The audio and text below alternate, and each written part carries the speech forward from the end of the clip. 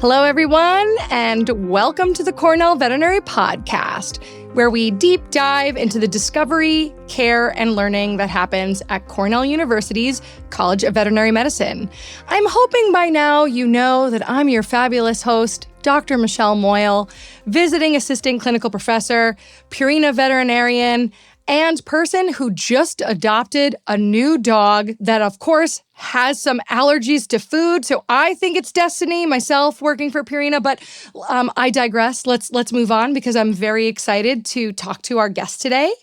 Our guest is Dr. David Russell, the William Kaplan Professor of Infection Biology in the Department of Microbiology and Immunology. It's a lot of words, which is why I'm reading, people.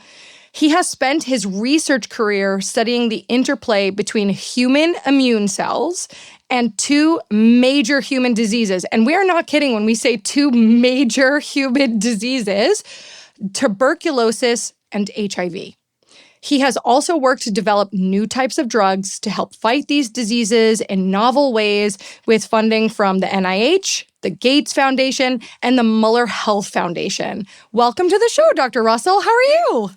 I'm very well, Michelle. Thanks very much for having me. I'm very excited that you're here, and I'm sure our guests are very excited to hear because this sounds like some really remarkable research you're doing. Kind of before we get into the research, she says, talking with her hands everywhere, I'm very excited to kind of hear your backstory. Like, I really like to hear where people come from and a little bit about your path, namely, was this the path you thought you were going to be on when you were a kid? Like, how did this all come about? Yeah, no, absolutely not. This was not what I imagined as a kid. That's usually the story. I love this. Yeah, so I grew up in Wick, which is a small fishing town in the far north of Scotland. I mean, it's about 10 miles before you fall off the end of Scotland. Okay, good to know. Stop at Wick. Don't go further. Got it. Exactly. Okay. Yeah. And so my parents always had an interest in nature. My father was interested in birds. So I kind of grew up with this within the family. My father's from Shetland, from the Northern Isles. And we had lots of relatives in Shetland and Orkney. So my life plan, so much as I'd actually thought about one, was to go to St. Andrews University, do marine biology, and then go back up to the islands into fisheries. And that was really what I thought I was going to do. And where did this plan go awry? Yeah. That's a big plan too. Yeah. Two things that happened. Firstly, I became interested in something I hadn't even thought about before. Oh, I love hearing this. And that was genetics. So I just became fascinated with genetics and evolution. When did that, could you just tell our listeners, when did that happen? It happened as an undergraduate. And I would say where it finally came together was I did a parasitology course. And I started... The vet students at Cornell are very aware of parasitology. Very aware. So I started to put together the classes that I was doing in genetics and the classes I was doing in infection biology. And I started to think about coevolution between host and pathogen. And I became absolutely fascinated in how two organisms, infection is probably one of the most intimate associations that two organisms can have. I'll say that an uninvited guest sometimes, but Exactly. they are growing together, right? Yeah, and there's major communication over the thousands of years that evolves, and that impacts the genomes of both organisms. So that was really how I started this interest. I love that story. And then in St. Andrews, I was fortunate that in my final year, you got to work in the lab for an entire year. And I absolutely loved that, doing bench science. So, I'd hated working in the lab before then when you did all these practicals where you knew what the answer was going to be before you started. Right. You were just trying to get that exact answer, right? Yes. I never got that answer. Yeah. No. Yeah. Whereas when you actually were allowed to design your own experiments and fail spectacularly, that was a lot of fun. I really enjoyed that. That's a common theme here. Failing is okay. I talk a lot to our listeners, and I really hope those listeners are like they have their ear right up to where, okay, maybe you're listening on AirPods and your noise canceling is great, but here's what I want you to listen to. What I want you to hear is that he went in to study something else piqued his interest, and that led him down a path that he did not think he would go down. And everyone who might be like me and didn't think they liked lab, he ended up loving doing research, but it had to be on different terms. So give yourself the chance to try something new. That's what I'm hearing from you. Yeah, no, that was pretty much it. And then, so in the UK at that time, you didn't apply for programs to do PhDs. You had to apply to an individual person. So wow. I then spent the time frantically looking around for somebody in the UK that was working on something I was really interested in. Sure. And so then I ended up doing a PhD on malaria in Imperial College in London. Wow. Wow. So I really appreciate, we talk a lot about mentorship as well, but at that time, your mentor was brought to you by you following your passion. So it's not like you could just find someone in the field and say, hey, you seem like a great mentor. Would you mentor me? It was a specific person doing what you hope to pursue. That's tough. Yeah, so I had to write all these pathetic begging letters to all these people around the UK saying, please, can I come and work in your lab? And then this one worked out very well. And I had a great experience in my PhD. It was a fantastic project. I really enjoyed it. I see there are similar themes in science, right? I begged via mail as well, but in different ways, hospitals, different programs. So I'm so glad to see it's consistent. That's fantastic. And I stalk everyone's websites and lab sites. And so I saw that you spent quite a bit of time. We were talking about St. Louis, you were at Washington University. And so what finally brought you, and we'll get back to your study interests, what brought you to Ithaca? I was at WashU and I felt I needed a change, Sure. really in two aspects. One, I felt the scientific environment within a medical school was a little bit restrictive because you didn't have access to some of the basic sciences, like chemistry, like physics. Was this this was a human medical school? Yeah. Okay. Yeah, so I really wanted to have more diversity in terms of discipline. Yep. And the other one was more a case of philosophy and how business was done. And the top American medical schools are very egocentric what? institutions. So don't come at me, med students. I'm joking. Medical schools in general, I find, like all institutions, right? It's very focused on what they're doing, how great they are. This is like, sure. Yeah, and so I wanted a more relaxed environment. And that's why Cornell really appealed to me, both at the campus level and at the vet med school level, as somewhere that I could work with pleasant, interactive colleagues. And it's not in a city. So yeah, I mean, it's small. It was a great transition for me. It really was. Oh, that's awesome. This is just a note to everyone listening. Again, even if you're working somewhere for years, things could change and maybe it ends up not being the place for you. So you can move on and find a place where you would thrive and be reinvigorated, even though like St. Louis is big on toasted ravioli. So you had to leave the toasted ravioli, but you came here to Ithaca and we have our own unique, delicious bites. But I love that you said the environment is relaxed. And I think many people won't think of a PhD like program or a veterinary program or a work where you're doing research as relaxed.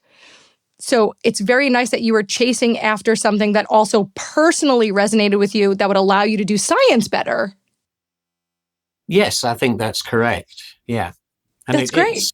it's a really nice family environment. It's a great place to bring up kids. So yeah. That's awesome. Even with the snow, he said that. I'm very intrigued by that. But sure. Now, I mentioned the two rather significant human diseases that you are studying. So I would like to kind of know why each one. So first of all, could you just tell our listeners, because we don't talk about tuberculosis often. One, can you tell us what tuberculosis is and why do you study it? Because I think most of us who are listening are like, I don't know, isn't that a thing from a long time ago? Like tuberculosis, not real, it's just in books. It is real, everyone. I'm just So being facetious. there are two aspects to that question. So Yeah. the first one is that what you've just said is an extremely Western view. So Leave it to me. tuberculosis never went anywhere. Right. Got it. That's important for us to know. So tuberculosis has been and still is the single biggest cause of death by infectious agent. And it's about 1.3 million people a year. Whoa. Now, it was overtaken briefly by SARS-CoV-2, but now it's back on top again. So it is it's a major killer, particularly in sub-Saharan Africa. And yeah, I get this all the time that tuberculosis, well, hasn't that gone away? Right. And it has certainly not gone away. And, with the recent cuts in US aid, who are the main agency distributing anti-TB drugs in sub-Saharan Africa, you can expect those numbers to grow even more again. So, yeah. I'm very sad to hear Not only are we that. failing to meet the WHO deadlines in terms of reduction of disease, I think we're now going to go in the wrong direction. Yeah. So I want to make sure everyone's listening.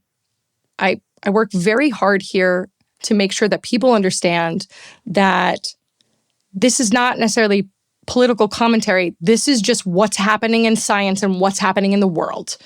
We have USA aid that was playing a huge part in many diseases around the world, many. And now without that aid, and we're missing these important deadlines, we have this disease that has a huge death toll annually. And now, sadly, we're expecting that death toll to go up. Yes, unfortunately, that's the case. And that makes me incredibly sad. What is tuberculosis like, and what does it do? Okay, so tuberculosis, it's a bacterium. It's actually evolved from soil bacteria, which is rather an interesting aspect of its biology. In terms of the interaction with humans, where did it come from with humans? So tuberculosis has evolved with mankind for at least 50,000 years. Wow. And when mankind emerged out of Africa about 50 to 70,000 years ago, they brought tuberculosis with them. And tuberculosis spread with the human population across the planet. And so this is the other thing that's interesting about tuberculosis is that the human is the only productive host. So you can infect animals with TB, but it's not a productive infection. It will kill the animal, but it won't transmit. Won't be spread. Yes. Gotcha. So wow. The human's required to complete the life cycle. Yep. So human is the preferred host because it could transfer. And highly infectious, it seems. Extremely infectious. Wow. So the infectious dose is estimated to be 1 bacterium. So the efficiency of survival of the bacterium is incredible. Now, that's the data for that is dodgy. Sure, but still a small amount. It doesn't take a lot. No. Right? So it's very efficient at what it does. It spreads from human to human with a small amount. And does everyone with tuberculosis know they're sick at the beginning when they're spreading it? Disease probably only happens in about 10% of infected people. Whoa. And you can live for years with the infection without progressing to disease. Wow.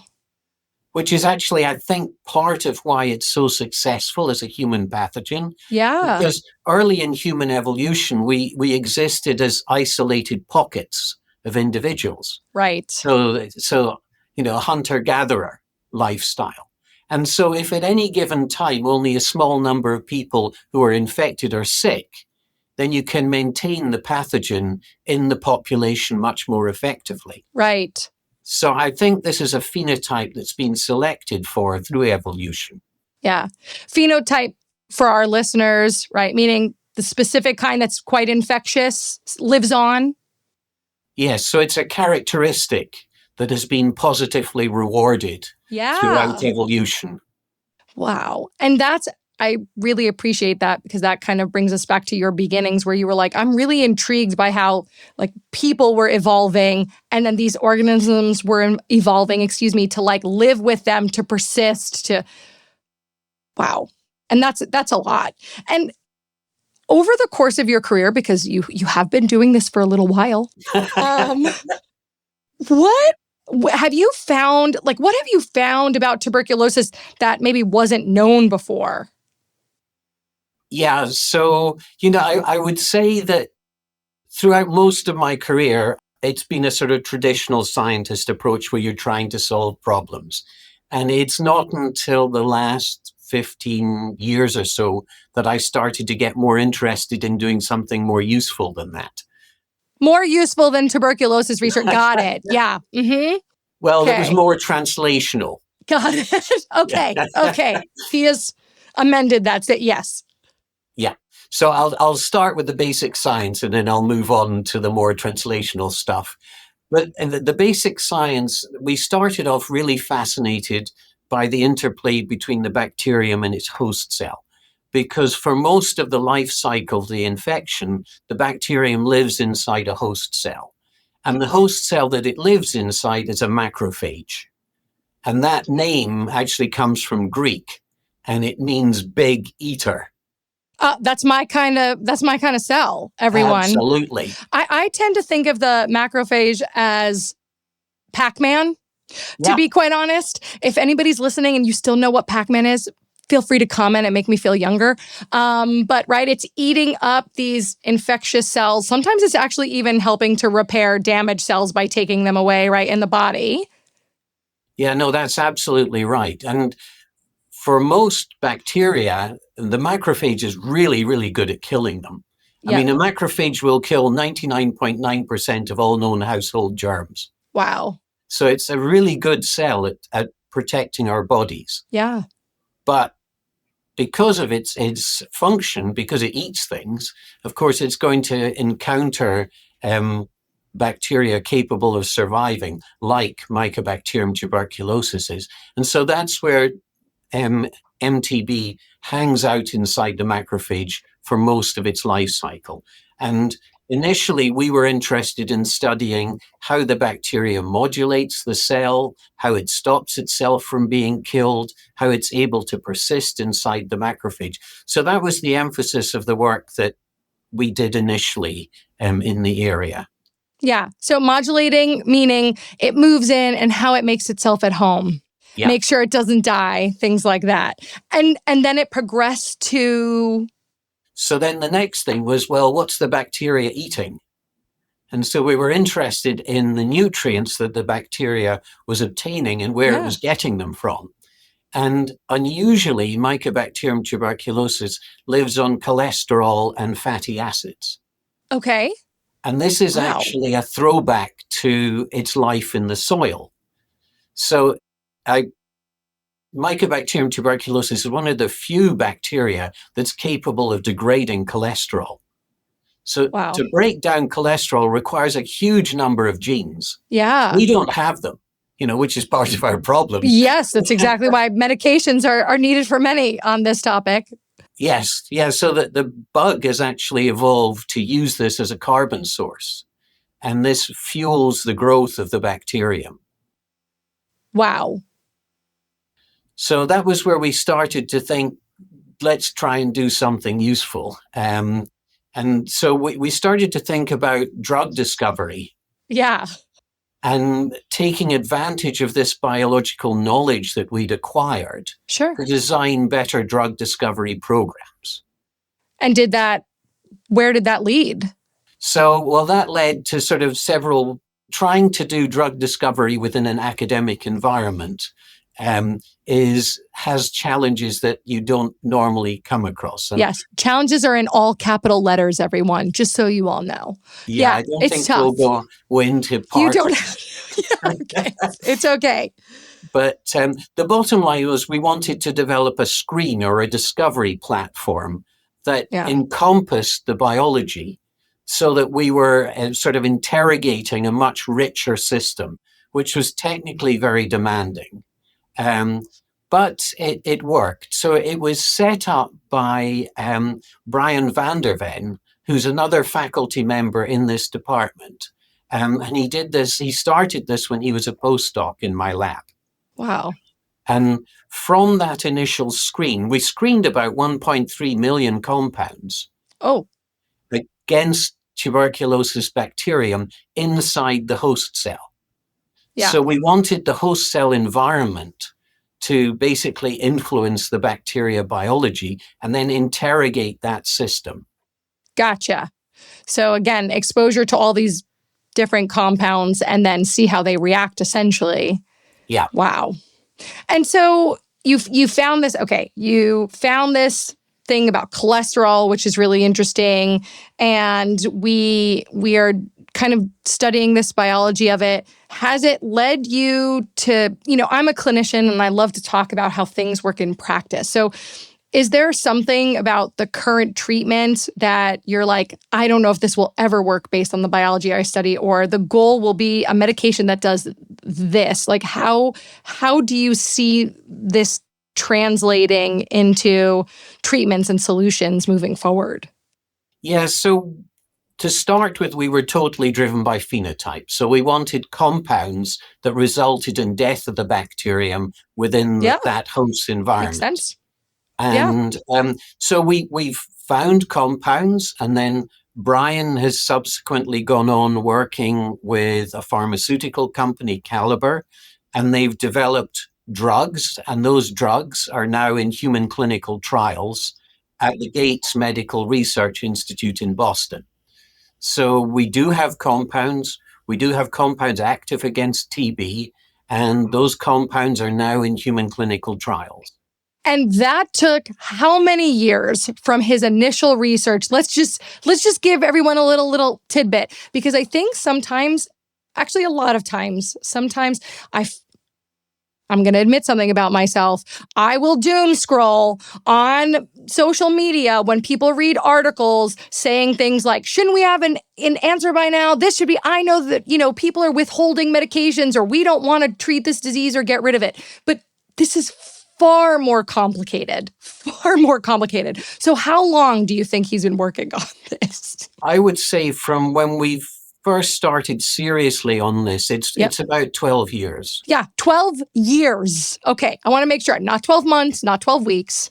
This is a very lengthy process. And some of that is the fact that you end up with more questions when you're trying to answer a question. Something doesn't go the way you think. You need permissions to do certain things. This is a lengthy process. So I appreciate you sharing that, because I really want people to truly understand this is not as easy as we think. And you're here thinking, or discussing a possible treatment for a disease that kills 1.2 million people, right? This is a big deal. So not as easy as we thought. I just want to make sure I drove that point home, everyone. And so that's very cool. So, okay, we tackled tuberculosis, and now we have this other rather huge research topic of yours in HIV. So where did that interest come from? How did that come about? Yeah, so that was me waking up a little bit more to disease in the real world. I really appreciate that comment. It started when I started collaborating with somebody who's become a very close friend of mine. That's Dr. Henry Mwandumba in Malawi. And this started when I was asked if I would be his external advisor for his PhD. So he was an MD doing a PhD, macrophage biology, working at the Liverpool School of Tropical Medicine, but he's Malawian and his clinical work is done in Malawi. That's incredible. So he's studying infectious diseases and he wants to bring it home where he's from. Yes. And you know, Pac-Man is where it's at. So here we are back at the macrophage. Yep. So I go to Malawi first time in 2000. And what I found was at that time, there was no free HIV testing. There was no free drugs for HIV. And the coincidence of HIV and TB infection was in excess of 90%. And so if somebody comes to the clinic with TB, you are more than 90% sure that they're HIV positive. Wow. So the coincidence of infection was just horrendous. And, you know, it really couldn't be ignored. Yeah. Wow. So I started to get interested in HIV in context of TB infection. Gotcha. Yes. I'm going to ask a question that I wonder if other people are thinking. What came first, right? The chicken or the egg? Was it HIV or was it tuberculosis? Does tuberculosis take advantage of a system that's been depleted? Yeah, so that's a really cool question, actually. I'm so glad I asked it. Yeah, and until not so long ago, people assumed that what happened was you caught TB when you were younger, Sure. and then when you became sexually active, you caught HIV, and then HIV progresses to AIDS, and when you become immunocompromised, the tuberculosis emerges. Right. I think everybody assumed that that was what was happening. Sure. And then they started to do studies in South Africa where they looked at the tuberculosis population amongst human populations that were actually high HIV endemicity or low HIV endemicity. And when they looked at the genetic makeup of the bacteria, they found that there were the same bacteria clustering to a much greater extent in the HIV high population than in the HIV low population, which indicated that the acquisition of TB was actually a more recent event. Wow. So these genetic studies basically showed that the acquisition of TB in the context of HIV is probably new in most instances. Wow. And again, then TB is occurring in these areas with higher endemic HIV, so higher levels of HIV. This thing sounds quite smart, evolutionarily speaking. It's a really cool put that out there. And it wasn't what people expected at all. Agreed. Wow. And so we now kind of understand that. What do we do with that information now? Does it change what we do? So I think it changes the way you think about the lung in the context of HIV infection. Sure. And that's what we've really been interested in, because you don't really think of the lung when you think of HIV. There are other organs that come to mind first. Sure. So the question that we first asked was, where is HIV in the lung? And the methods weren't there to answer that question immediately, so we had to develop new methods that allowed us to detect the virus at single cell level in the lung. And when we did that, we found that the virus was actually mainly in macrophages and not in lymphocytes. Of course, all the biology of infection is really conducted looking at the interface between lymphocytes, your immune cells, and the virus, and how the virus kills your immune cells, and that's why you progress to AIDS. Right. But all of a sudden in the lung, we find that actually the viral genomes are much more abundant in the macrophage population than they are in the lymphocyte population. Huh. So were you looking at the lung because that's where TB is typically. And so you were like, they have this co-infection. So there's got to be a commonality maybe in the lung and we're missing something. And you looked into that. Yeah, no, that's exactly the thought process that we were following, that the tuberculosis is predominantly a lung infection. That's where you acquire the disease. That's where it will go on to develop to active disease. And so it's really all about the biology of the lung. So we were interested in looking at where HIV was in the lung cell population. And then when you're talking about lymphocytes, those are, I mean, and I saw this on your site, and pardon me if I'm saying things incorrectly, but like there was a focus on CD4 lymphocytes, or kind of like these helper immune cells. And they tend to trigger the rest of the immune system to let them know what's going on, that we have to get rid of things. But you didn't find that here. You found more macrophages were involved. Yeah, we found virus in the lymphocytes. Yes. But the incidence of the viral infection in the lymphocytes was much lower than it was in the macrophages. Got it. So, and we think we know why that is now. So, I mean, tell us, share. All right, okay. Tell me briefly, just give me a sentence. Okay, so when Sorry, everyone, you're falling to my whims. I need to know. When HIV infects a lymphocyte, it basically triggers a cell death pathway in the lymphocyte. And that's why we get depletion of CD4 cells. That's why we lose the lymphocytes in HIV infection. Okay. It turns out when HIV infects macrophages, it actually does the opposite, that the macrophage doesn't die. The macrophage activates a survival pathway. And that survival pathway means the macrophage does not go away. Yep.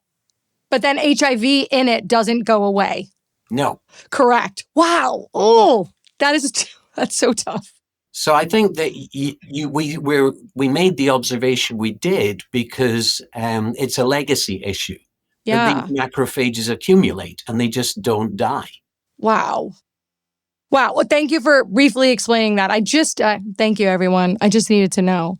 And I want everybody to know that, like, if a giggle comes out to me, it's because I cannot believe how frustratingly difficult this must be in the lab for anyone who researches it.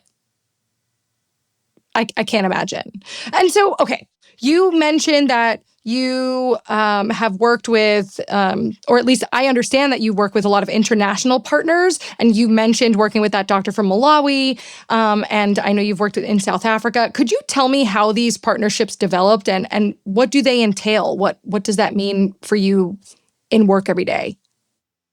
Yeah, so the Malawi interaction has been a long-standing interaction, and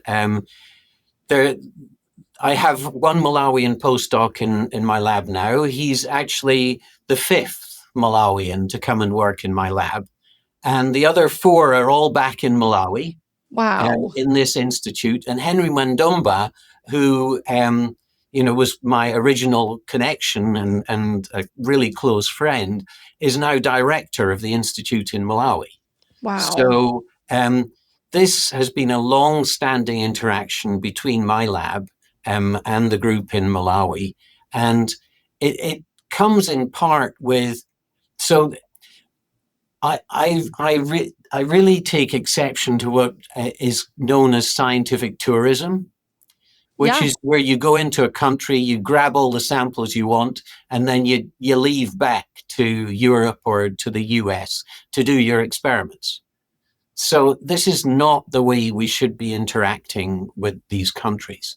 So what we tend to do is we tend to develop methods and protocols that we transfer to Malawi. And so the experiments are done in Malawi, and then after the experiments are concluded, and you need to do sequencing, single cell analysis, et cetera, then you ship that over to us here, and we do the high tech molecular analysis here. But the basic experiments are done in Malawi. So that's the way we've always interacted. That's why Malawians come to the lab to train, get protocols, go back to Malawi. Yeah, I really appreciate that. Well, just listening, listen, I'm someone who doesn't do research, but to me, it would make sense to do the experiments in an environment where the research will be most effective, most beneficial, similar conditions. I don't know, things change. But then you're bringing all of this back to the country where the people are most affected by these diseases. So I'm very happy to see that they're keeping the bulk of that here. And then we can help them with that through our partnership, through sequencing and more of this high-tech stuff. Yeah, I think building scientific infrastructure in Africa, I mean, that's something that I take very, very seriously, and why I've had a long-standing interaction. With South Africa, I've tended more to be on scientific advisory boards. Sure. And I have had active interactions with African Health Research Institute in Durban, and with University of Cape Town. So there I've been more actively engaged. But I would say Malawi's always been my priority. And here's what I love, everyone listening. I'm going to try not to lean into the microphone because I'm so excited. This partnership happened when someone reached out and asked him to be an external advisor. And then they developed this amazing relationship. And now look what came of it. We have 4 others that are now back in Malawi doing medicine. So you just don't know what networking and relationship building will do. It's incredible. Yeah, but there's a sad end. Oh, no. Yeah, so it's the current administration and the National Institutes of Health have cut all the overseas subcontracts. So what does that mean for us, like for your lab, for people coming here? What does that mean? Well, it means that all the money that supported the research in Malawi has just been cut, Gone. just withdrawn. Gosh, I'm so sad to hear that. So, so we're working frantically to find alternative routes to support the lab over there. I'm going to ask you a question. It's not on my list of questions, people. He didn't see this, but I'm going to ask because I think that this is important. If someone is out there listening, and I hope they are, and I hope they're listening with an open mind, says to you, why should that be important to me? I'm in the US. Can you tell them why? Because all these diseases do occur in the US, and in Africa, you've got a lot more of them. So there's a lot more HIV, a lot more tuberculosis, a lot more of pretty much every infectious disease around. And with the African countries, we have partners who are willing to work with us to develop a much better understanding of these infectious diseases. And that improved understanding helps us here as well as helps them there. Yep. So, this relationship, this trust has essentially been thrown out the window by halting US aid and by halting support for scientific research in areas like sub-Saharan Africa. Yeah, I think we're just talking about helping humanity, everyone. And things that happen overseas do happen here. And we want everyone to be healthy, and we would love to help all of these people and all of these populations with these very detrimental and sometimes devastating diseases. So I really appreciate you sharing that, because I think it's important for us to highlight. Well, I think it's important to realize that it helps us as well. Yes, agreed. Because, our HIV programs have been tremendously enriched by the ability to work on high endemic areas of HIV. So the drugs that we have here that are much better than the ones we used to have predominantly gone through human clinical trials in sub-Saharan Africa. Right. So you pull that away, you're pulling away a resource for the people in this country as well. Exactly. Everyone reaps the benefits of research in this space. And yeah, I think we're failing to recognize that. So I very much appreciate that answer.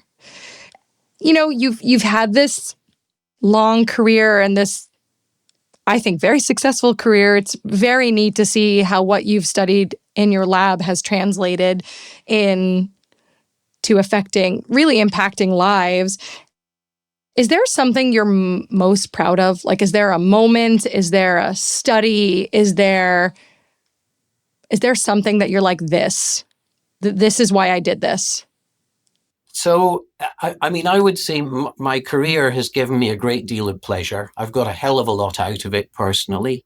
I've had amazing opportunities to interact with extremely clever, creative people. So, I've felt I've never stopped learning, which I've thoroughly enjoyed. But I would say, looking back, the thing that's given me the greatest satisfaction are the success of the people who trained in the lab. I love hearing that. So since I've been at Cornell, I've trained 19 scientists who now run their own research programs, many of them in tuberculosis. And this includes institute directors, department chairs, etc. So I'm most proud of how effective this lab has been as a training environment for independent scientists. That is just wonderful and brings me so much joy. It's part of the reason I came to Cornell initially, just teaching and having even students reach out years later about something I taught them in surgery. It could be something small. Right now, I am not, everyone, comparing that to the impact of all of these scientists doing great things in different places, but it has that impact on me. And so I love that the things you do every day have this beautiful effect where they trickle out all over the world and many countries, and it's helping people and helping the world. So thank you for that. I very much appreciate that answer. Oh, believe me, I've had big payback on it. So yeah. That's fantastic.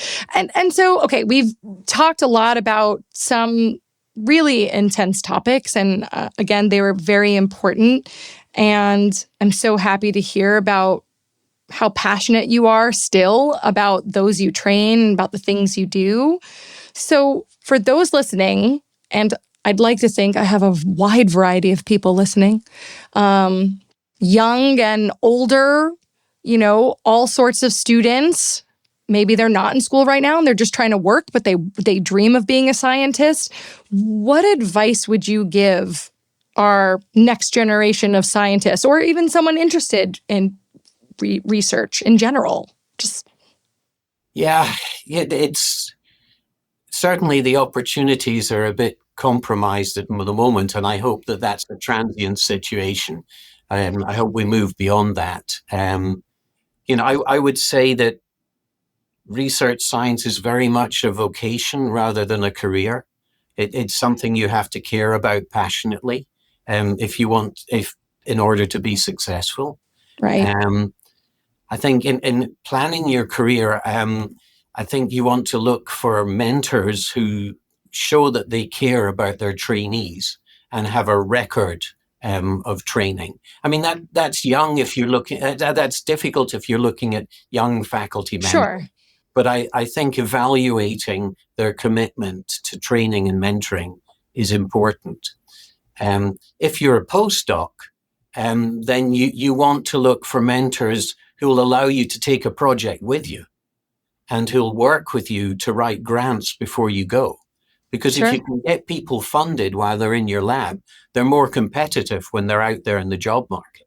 Wow. So again, look for people who are willing to support your career, that they're not just interested in their own career. I'm hearing great things, and we've talked about mentorship here because it means a lot to me. So one, we're looking at mentors who do in fact really, I'd love to think everyone really cares about what they do. We know that sometimes it can be tough on the day-to-day, but they're just as passionate as you are about what you want to study and what they are studying, and they really are invested in helping you grow and be successful. Yeah, I think that's really important to try to assess that when you're looking around for somebody to teach you. Sure. What about someone in high school? Can they do anything? Should they be thinking about anything right now? I mean, maybe just cleaning your room. Clean your room. Your mom told me to tell you that. I mean, Just you kidding. can get in labs through different science programs Sure. from high school. So some institutes do reach out to high school level students of Wow. interest. Um, because all of the stuff we do is biosafety level 3, I It's can't pretty really let high. a student run around with a syringe with HIV in or anything. Yes, that is a very valid response. But what I want everyone to hear is, yeah, maybe you don't know of an opportunity in your school, but that doesn't mean opportunities are not out there to help your interest flourish. So if you're interested, seek out opportunities because some places will even have high school students, and that is very exciting. Well, that's awesome. The NIH used to have a high school program, for summer Wow. program, but I honestly don't know what the state of that is. Yeah. And listen, and things might be tough, but I don't want people to get too dissuaded.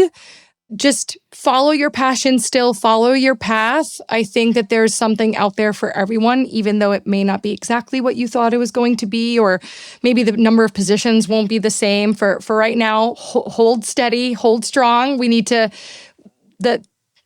understand that, again, we're helping humanity, we're helping scientists, we're helping people, we're helping everyone. We're just helping everyone.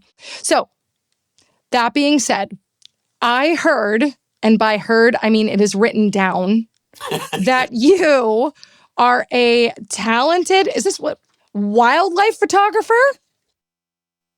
What? Yeah. Well, I'm an enthusiastic wildlife photographer. I think that's the same. That's the same as talented, just being enthusiastic. I love that. How did you get into that?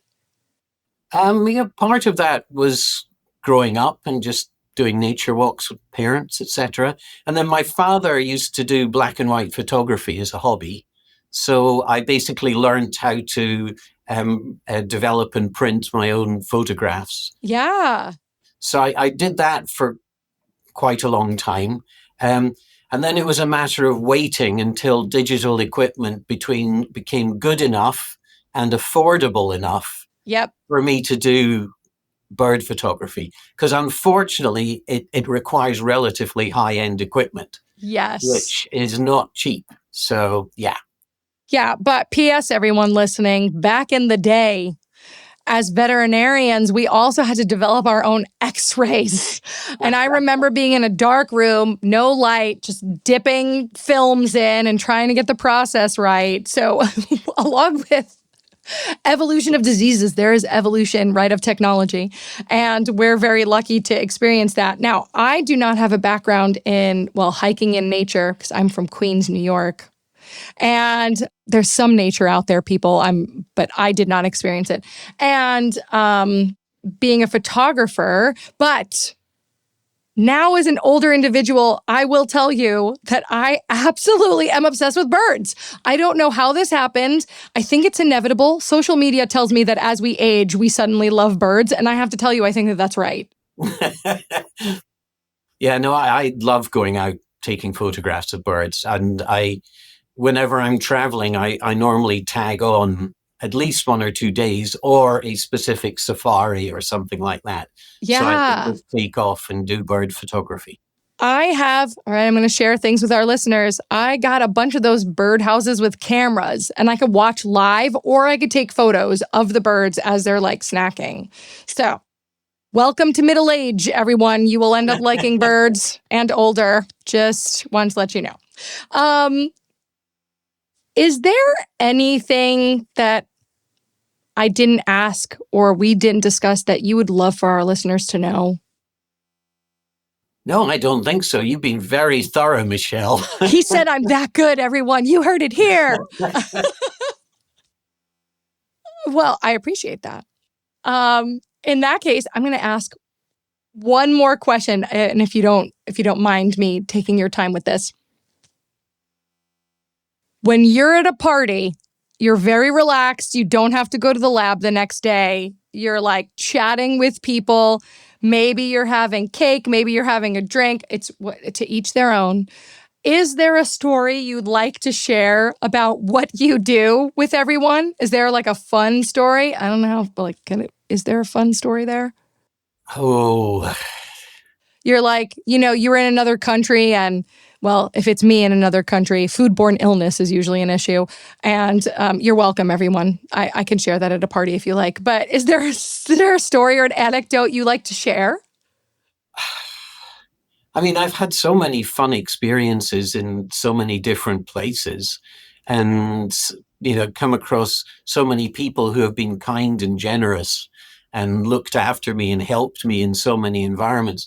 I mean, I just feel that traveling around the world has been a tremendous life affirming experience for me. So, yeah, I don't think I want to pick on any specific instance, but I really just enjoy being out there and experiencing life in different places around the world. Yeah. And if you can throw in some birds and a camera, then I'm 100% happy. Got it. Now we know his dream vacation. Agreed. And so I appreciate your honesty on that. What I would say to everyone, if you're fortunate and have the opportunity to travel doesn't always mean you have to go halfway around the world. Sometimes it's just going to a different state if you have the ability and just experiencing what they have to offer. Sometimes it's going to a different neighborhood. I'm from New York City. I said Queens, and I have to tell you something. The Bronx and Staten Island and Manhattan are very different beasts. So maybe just explore, everyone. We're just going to take a nod from Dr. Russell and we're just going to explore. And then it helps us to learn things about other people. And it also helps us to learn about ourselves. So, Dr. Russell, I thank you so much for coming on and sharing all of the things that you do and study and who you are. It has been a pleasure to talk to you. I've really enjoyed it, Michelle. Thanks very much. You do a great job. Thanks. Oh, he gave me another shout out. Yes. For everyone listening, thank you so much for joining us. We are recording this prior to the holidays, and no matter where you are for the holidays, if you're with family, blood or chosen, if you're with your pets, if you're alone, please know that we hope you enjoy your time. If you don't have time and you have to work, thank you so much for doing what you do. Thank you for being here with us for this time and for listening to the Cornell Veterinary Podcast. Please like and subscribe if you're enjoying this on your favorite platform, and we will talk to you soon. Thank you, everyone. Happy holidays.